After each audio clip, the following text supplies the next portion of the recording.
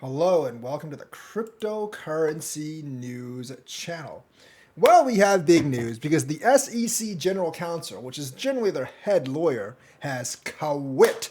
And he has quit because he's seeking other avenues in life or other opportunities in life after serving 34 years in public service. Now, generally, when a public service lawyer says that, it basically means they're not paying me enough for this crap. But being the general counsel of the SEC, he's probably getting paid a pretty penny. So why is he quitting? It really honestly could be because he's tired of being, a government lawyer. But there could be other things behind it, and people are suspecting, and maybe it's true, that he is the first sacrificial lamb for this FTX thing, because we know that the SEC did meet multiple times with FTX wonder boy Sam Bankman-Fried, or otherwise known as Scam Bankman-Fraud. And this SEC General Counsel, he did wine and dine with SBF, so the optics are not good.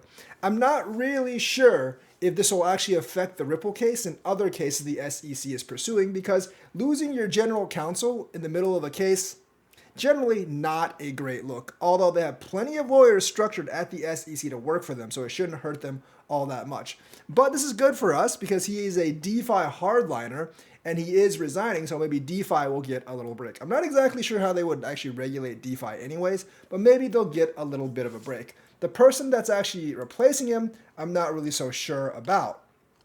It might be better, it might not be better. But, that's just anyone's guess. The person that will be replacing him will be Megan Barbero, the SEC's principal deputy general counsel and a former attorney with the Department of Justice. So maybe along the same political lines, I'm not really sure. But he is actually leaving after 34 years serving the government. And he had a cozy relationship with SBF and FTX. And maybe it is true that he is the sacrificial lamb in all of this. Maybe there'll be more sacrificial lambs. Maybe even Gary Gensler will be sacrificed to the elder crypto gods. Who really knows, after this? Because the SEC was pretty cozy with SBF and FTX, and they did not call them out. And there are actually congressmen that are actually calling out the SEC for this. The SEC itself has a note on this release. The Securities and Exchange Commission, the SEC, today announced that General Counsel Dan Berkowitz will depart the agency effective January 31st, 2023. Megan Barbero, currently SEC's principal deputy general counsel, will be appointed general counsel effective upon Mr. Berkowitz's departure. He says, I am great. The SEC is I am grateful for Dan's exceptional public service and his dedication to his agencies, says Gary Gensler. Dan has led the office of general counsel during a time when we've proposed critical reforms throughout the capital markets. His counsel, judgment, and leadership have been invaluable to our work at the SEC. I've been blessed to work with Dan at two great market regulators, and I congratulate him for his 34 years of public service. So essentially, he might be the first domino to actually fall.